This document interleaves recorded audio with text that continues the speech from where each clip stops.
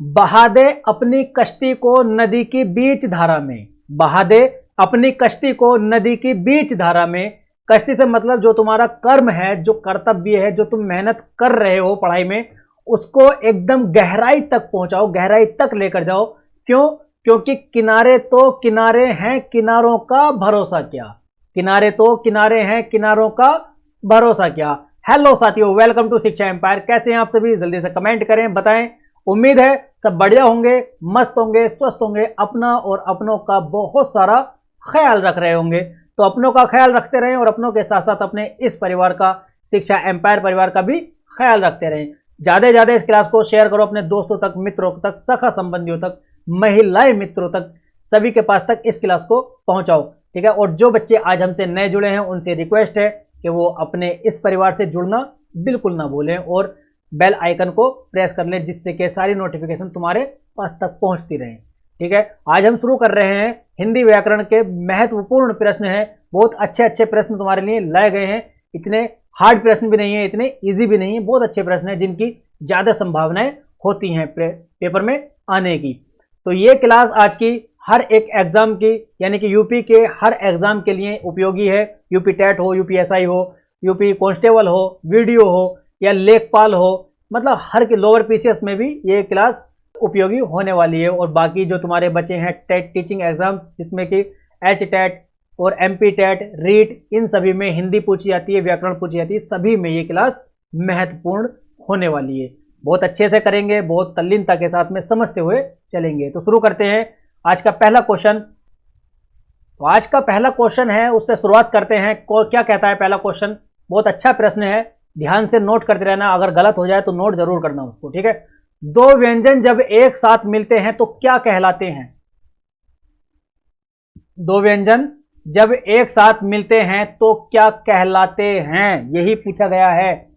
तो क्या कहलाते हैं? संयुक्त व्यंजन कहलाते हैं, या अल्पप्राण कहलाते हैं, या अंतस्थ व्यंजन, या महाप्राण, क्या कहलाते हैं? जल्दी बताओ। तो देखो दो व्यंजन कौन कौन से, जैसे कि जा प्लस अइया, अगर इन दोनों को तुम अगर जोड़ोगे, इन दोनों को जोड़ोगे तो इससे क्या बनता है? हमारा ज्ञा बनता है। ठीक है। तो ये क्या है? ये एक क्या है? संयुक्त व्यंजन है। एक व्यंजन, दूसरा व्यंजन। ठीक है। दो व्यंजन इसमें जोड़े गए हैं, जा और अइया को जोड़ करके हमारा क्या बना है? ज्ञा बना है। तो ये क्या है? एक संयुक्त व्यंजन है। इसको क्या कहते हैं? संयुक्त व्यंजन। छा, त्रा, ज्ञा और श्रा, ये क्या होते हैं? चार संयुक्त व्यंजन होते हैं। कौन कौन से? छा, त्रा, ज्ञा और श्रा, ये चार व्यंजन होते हैं, हमारे संयुक्त व्यंजन होते हैं। ठीक है। जब दो व्यंजन, ये दो व्यंजनों के मिलने से ही बनते हैं। समझ में आया? आगे चलें। बहुत अच्छे, चलो चलते हैं आगे, देखते हैं कौन सा क्वेश्चन है अगला। जिस संज्ञा से किसी पदार्थ में पाए जाने वाले धर्म का बोध होता है उसे क्या कहते हैं? गुण धर्म का बोध होता है उसे क्या कहा जाता है? क्या कहा जाता है? जातिवाचक संज्ञा और व्यक्तिवाचक संज्ञा, संकेतवाचक संज्ञा, या फिर भाववाचक संज्ञा। काटना शुरू करो इसको। देखो जातिवाचक संज्ञा क्या होती है? जिसमें जाति का बोध होता है, जिसमें किसी एक जाति का बोध होता है, जिसमें बहुत सारे, जैसे कि फल है। फल क्या है? एक जातिवाचक संज्ञा है। फल के अंदर सेब आता है, संतरा आता है, केला आता है। ये क्या है? एक जाति है, फलों की जाति। वो बहुत सारे फल, केला, सेब, संतरा, इनको सबको मिलाकर क्या बनता है? एक फल बनता है। तो क्या है? फल जातिवाचक होता है। तो इसमें क्या पूछा है? किसी एक पदार्थ में, किसी पदार्थ में पाए जाने वाला धर्म, उसके अंदर जो पाया जाता है। ठीक है। तो इसमें व्यक्तिवाचक, व्यक्तिवाचक भी नहीं है, व्यक्तिवाचक भी नहीं है। अगर इसमें पूछा जाता कि किसी एक पर्टिकुलर, किसी एक चीज के लिए पूछा जाता तो व्यक्तिवाचक होता, लेकिन किसी एक चीज के अंदर की जो चीज है, अंदर क्या है, वो पूछा गया है, धर्म। तो संकेतवाचक संज्ञा, संकेतवाचक संज्ञा कुछ होती ही नहीं है। तो बचा क्या हमारा? बचा हमारा भाववाचक संज्ञा। तो हमारा आंसर भी यही हो जाएगा। तो हमारा डी आंसर हो जाएगा इसका, भाववाचक संज्ञा। किसी पदार्थ के अंदर जो पाया जाता है धर्म, उसको भाववाचक संज्ञा कहते हैं। आगे चलते हैं। अगला क्वेश्चन है, इनमें से निश्चयवाचक सर्वनाम कौन सा है? इनमें से निश्चयवाचक सर्वनाम कौन सा है? निश्चयवाचक सर्वनाम पूछा गया है, मतलब निश्चयवाचक कोई एक ऐसा शब्द जिसे लगाने से वो निश्चित हो जाए कि हाँ ये चीज वही है, मतलब ये चीज निश्चित है। तो इसमें ऐसा कौन सा शब्द है, कुछ, जो, कुछ, कोई, जो, यह है, इनमें से कौन सा होने वाला है? तो इसमें जो हमारा निश्चित वाचक सर्वनाम होगा वो क्या होगा, तुम्हारे हिसाब से क्या होना चाहिए? बताओ जल्दी से, एकदम से कमेंट करके बताओ जल्दी। तो इसमें मेरे हिसाब से तो इसमें डी आंसर हो जाएगा, मेरे क्या तुम्हारे हिसाब से भी यही होना चाहिए। ठीक है, मतलब क्या है इसका, देखो मैंने एक वाक्य लिखा, यह है पेन मेरा है। तो अब मैं तुम्हें दिखाऊं कि यह पेन मेरा है, मैं तुम्हें दिखा रहा हूं कि यह पेन मेरा है, या मैं दिखाऊं तुम्हें यह पुस्तक मेरी है। ठीक है, यह डायरी किसकी है, मेरी है। ठीक है, तो इसमें क्या है, यह लगने के बाद में जो ये इसमें यह शब्द लगा है, तो ये क्या है, एक निश्चित वाचक सर्वनाम है। अगर मैं तुमसे कहूं, एक लाइब्रेरी में बांट दूं तुमसे कि पुस्तक मेरी है, अगर मैं तुमसे कहूं पुस्तक मेरी है, मैं तुम्हें यहां खड़ा खड़ा कर दूं, मैं तुमसे कहूं कि पुस्तक मेरी है, अब तुम्हें नहीं पता ना, निश्चित नहीं है कि कौन सी पुस्तक मेरी है, निश्चित नहीं है ना। मैं तुमसे अगर दिखाऊं कि यह पुस्तक मेरी है, तो तुम्हारे लिए निश्चित हो जाएगा कि यह पुस्तक सर की है, कि मैं तुम क्या, यह पुस्तक तुम्हारी है, तो तुम्हारे लिए निश्चित हो जाएगा कि यह पुस्तक मेरी है। ठीक है, तो इसमें यह लगने के बाद में निश्चित वाचक सर्वनाम बनता है। ठीक है, आगे चलते हैं, अगला क्वेश्चन देखें, बहुत अच्छे। अगला क्वेश्चन है, सुंदर किस प्रकार का विशेषण है? बहुत अच्छा क्वेश्चन है, बताओ जल्दी, सुंदर किस प्रकार का विशेषण है? सार्वजनिक, सार्वजनिक नहीं होता, इसको काटो पहले तो।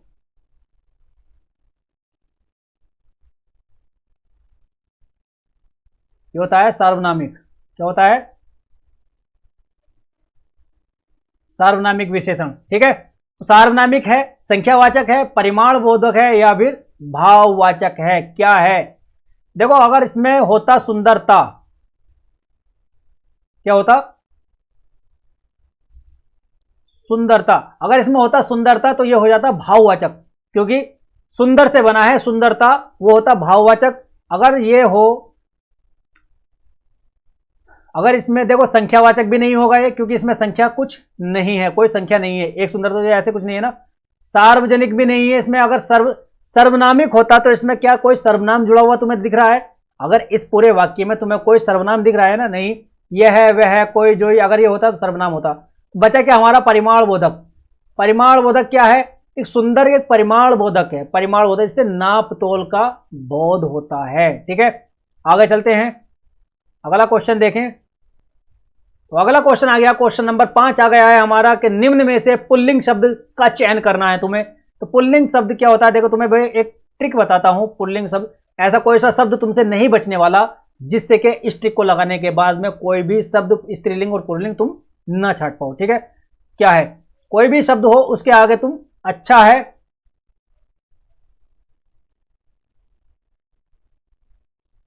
या अच्छी है, ये लगा के देख लेना। कैसे? अच्छा है, अच्छी है। देखो यहां देखो, पखावज, पहिया, लिखावट, मजदार, यहां से शुरू करो। मजदार कैसी होती है? अच्छी होती है या अच्छा होता है? मजदार क्या होती है? तो मजदार अच्छी होती है। क्या? अच्छी होती है। तो लिखावट, लिखावट कैसी होती है? लिखावट भी अच्छी होती है। पखावज भी अच्छी होती है। बचा हमारा क्या? पहिया, पहिया अच्छा होता है, पहिया अच्छा है। ठीक है, तो यहां हमारा पहिया हो जाएगा। अभी तुम्हें मैं एक क्वेश्चन देता हूं, दही, दही क्या है? स्त्रीलिंग है, पुल्लिंग है? कमेंट करके बताना। आगे चलते हैं, अगला क्वेश्चन देखते हैं। अगला क्वेश्चन है हमारा, प्रागैतिहासिक में किस उपसर्ग का प्रयोग हुआ है? प्रागैतिहासिक में उपसर्ग का क्या प्रयोग हुआ है, बताओ।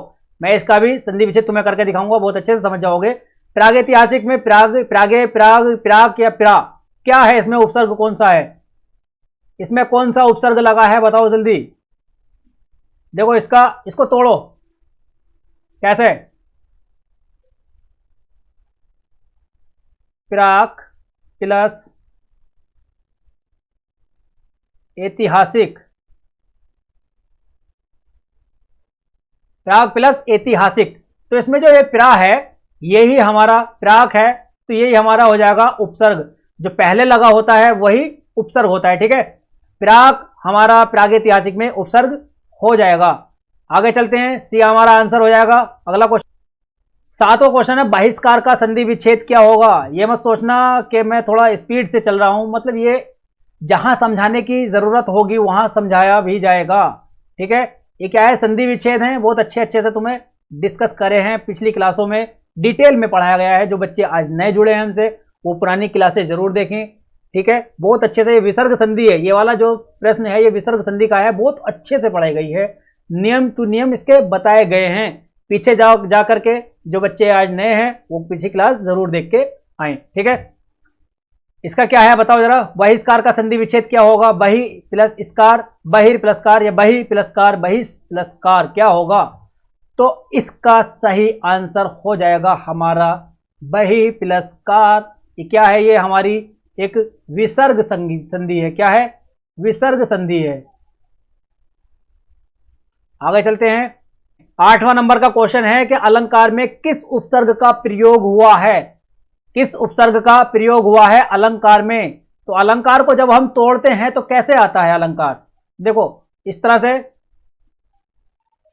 अलम प्लस कार, अलम प्लस कार। ठीक है, अलम प्लस कार काव्य की शोभा बढ़ाने वाला अलंकार होता है।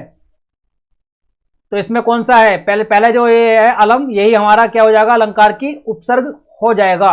कहां है अलंग, अरे इसमें तो गड़बड़ है, यहां भी अलन है, यहां भी अलन है। एक अलन को अलम कर लो, इसको अलम कर लो। ठीक है, तो ये हो जाएगा हमारा राइट आंसर ए। आगे चलते हैं, यानी कि अलंकार में जो उपसर्ग होती है वो अलम होता है। ठीक है, क्वेश्चन नंबर 9 क्या कहता है हमारा, यह पुस्तक किसकी है। एक वाक्य दिया गया है कि यह पुस्तक, ये वाला वाक्य दिया गया है कि यह पुस्तक किसकी है। इस वाक्य में जो रेखांकित शब्द पुस्तक के नीचे अंडरलाइन है, ये रेखांकित शब्द का पद परिचय हमें करना है। वो कैसे करोगे बताओ जल्दी से जरा। ए बी सी डी कौन सा होने वाला है आंसर, तुम्हारे हिसाब से कौन सा होने वाला है बताओ जल्दी। तो इसमें जो आंसर हो जाएगा हमारा ऑप्शन नंबर बी हो जाएगा। कैसे, यह दिया है इसमें, ये हो जाएगा हमारा सर्वनाम, तो क्या सर्वनामिक विशेषण। पीछे है पुस्तक, पुस्तक क्या है, एक वचन होती है, पुस्तक एक वचन ही होती है, तो ये एक वचन भी हो जाएगा हमारा, क्या एक वचन हो जाएगा। फिर उसके बाद में क्या है, स्त्रीलिंग, तो ये पुस्तक भी हमारी स्त्रीलिंग ही होती है। ठीक है, आगे चलते हैं, तो ऑप्शन नंबर बी हमारा राइट आंसर हो जाएगा। क्वेश्चन नंबर 10 है, विश्लेषण शब्द का विलोम बताना है। विश्लेषण शब्द का विलोम बताना है, विश्लेषण शब्द का क्या होता है। देखो मैं तुम्हें हिंट दे देता हूं इसका, ठीक है, बताना तुम, मैं तुम्हें हिंट देता हूं। विश्लेषण को इंग्लिश में कहते हैं क्या, एनालिसिस। ठीक है, लेकिन इसका जो विलोम होता है, एनालिसिस का विलोम होता है सिंथेसिस। ठीक है, एनालिसिस का जो विलोम होता है सिंथेसिस होता है। अब सिंथेसिस को हिंदी में क्या कहते हैं वो बताना तुम्हें। ठीक है, हिंट दे दिया है मैंने, आगे तुम बताना खुद। आगे चलते हैं, यहां तक 10 क्वेश्चन तुम्हारे हो गए हैं। ठीक है, 10 क्वेश्चन हो गए, 10 में से तुम्हारे कितने सही हुए कितने गलत हुए वो नोट करते रहो, उससे तुम्हें पता चलेगा कि कहां तुम्हारा अभी लेवल पढ़ाई का हो चुका है, कितना तुम्हारा लेवल है। ठीक है, 2 दिन बाद अभी क्या है, देखो केवीएस का एग्जाम चल रहे हैं, आगे को अब यूपी टेट के वगैरह जो एग्जाम आने वाले हैं उनमें बहुत ज्यादा मेहनत तुम्हें करनी है, और ये क्लास भी पूरी तरह से उपयोगी होने वाली है। तो कितने तुम्हारे क्वेश्चन सही हुए कितने गलत हुए वो भी तुम्हें कमेंट करके बताने हैं, उसी के हिसाब से आगे के क्वेश्चन का लेवल भी रखा जाएगा। ठीक है, चलते हैं आगे, आगे देखते हैं। 11वां क्वेश्चन है, क्वेश्चन कौन सा शब्द भिन्न अर्थ और प्रकृति का है। तो इसमें से तुम्हें बताना है कि कौन सा शब्द भिन्न है और भिन्न प्रकृति का है। ठीक है, इन चारों में से कौन सा होगा, सनातन, अधुनातन, शाश्वत या चिरंतन, कौन सा होगा। तो इसमें से देखो क्या है, सनातन, शाश्वत और चिरंतन, ये सभी तीनों प्राचीन शब्द के पर्यायवाची होते हैं। चिरंतन लंबे समय से चलता आना, शाश्वत हमेशा रहना, सनातन भी प्राचीन का ही है, बहुत पुराना। लेकिन अधुनातन क्या है? अधुनातन आज का या वर्तमान का। इसमें जो अधुनातन है आधुनिक का पर्यायवाची शब्द है, ठीक है। तो हमारा बी राइट आंसर हो जाएगा। आगे देखते हैं अगला क्वेश्चन क्या है। क्वेश्चन नंबर 12 है, अर्वाचीन का विलोम शब्द क्या है? अर्वाचीन का विलोम क्या होगा? अर्वाचीन का विलोम क्या होगा, ये तो बता ही दोगे। अर्वाचीन का होता है क्या? अर्वाचीन का विलोम होता है, ठीक है, प्राचीन। अर्वाचीन का विलोम होता है प्राचीन। आगे चलते हैं, अगला क्वेश्चन देखें। अगला क्वेश्चन नंबर 13 है, गौशाला में कौन सा समास है? गौशाला में कौन सा समास है वो बताना है। तो गौशाला में इसको अगर तुम इसका विग्रह, समास विग्रह करोगे तो क्या होगा? गायों के लिए शाला, ठीक है। तो क्या हो जाएगा? यहां तत्पुरुष समास हो जाएगा। आगे देखते हैं, अगला क्वेश्चन देखें। अगला क्वेश्चन नंबर 14 है कि व्याकरण की दृष्टि से कौन सा शब्द अशुद्ध है? देखो, शुद्ध और अशुद्ध वाले बहुत ज्यादा पूछे जाते हैं और इनमें कंफ्यूजन सबसे ज्यादा होता है। सबसे ज्यादा कंफ्यूजन इन्हीं में होता है। और दूसरे नंबर पे कंफ्यूजन होता है तत्सम तद्भव में, ठीक है। वो भी बहुत अच्छे से तुम्हारे क्लियर कर दिए जाएंगे। आगे देखो, इसमें क्या है, कौन सा शब्द अशुद्ध है वो बताना है तुम्हें। गृहिणी जगत गुरु या गृहिणी विभीषण, क्या है, क्या होगा इसमें तुम्हारा हिसाब से? तो इसका सही आंसर होगा हमारा option number A. Option number A, विरहिणी, ठीक है। आगे चलते हैं, 14 क्वेश्चन हो गए हमारे। क्वेश्चन नंबर 15 है, निम्न में से कौन सा युग्म गलत है? गलत युग्म को तुम्हें चुनना है। कैसे चुनोगे बताओ? लुटिया डूबना, सारा काम चौपट होना, ये तो ठीक है, ये तो ठीक है। सब्ज बाग दिखलाना, हरा भरा करना, माई का लाल होना, साहसी व्यक्ति, ये भी ठीक है। मुट्ठी गर्म करना, रिश्वत लेना, ये भी ठीक है। सब्ज बाग दिखलाना, ये गलत है, ठीक है। अब क्यों गलत है इसका जवाब बताओ तुम ढूंढ के, ठीक है। क्यों गलत है ये? थोड़ा सा काम तुम भी करो।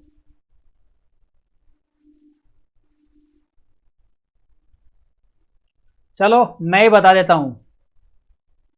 सब्ज बाग दिखलाना का होता है दिलासा देना, ठीक है। सब्ज बाग दिखलाना, दिलासा देना, उसका अर्थ होता है दिलासा देना, याद रहेगा। आगे चलें, क्वेश्चन नंबर 16 है, पुनर्जन्म का संधि विच्छेद क्या होगा? पुनर्जन्म का संधि विच्छेद क्या होगा? देखो, ये क्या है, विसर्ग संधि है। विसर्ग संधि में नियम होते हैं, बहुत सारे नियम होते हैं, बहुत अच्छे से तुम्हें पढ़ाए गए हैं। तो पिछली क्लास में जाकर जरूर देखना, ठीक है। संधि वाली सीरीज में बहुत अच्छे से पढ़ाया गया है। तो इसका जो सही आंसर होगा हमारा पुनः प्लस जन्म होगा। पुनः मतलब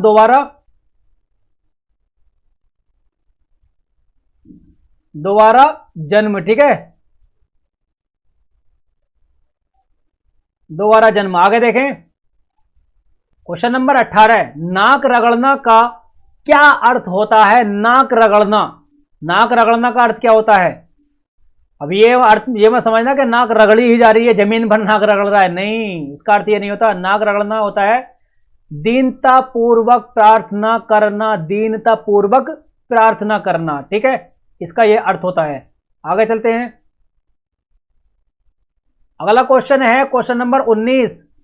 क्या है? कालिंदी का पर्यायवाची क्या होगा? कालिंदी का पर्यायवाची क्या होगा बताओ जल्दी। तो कालिंदी का पर्यायवाची होगा यमुना।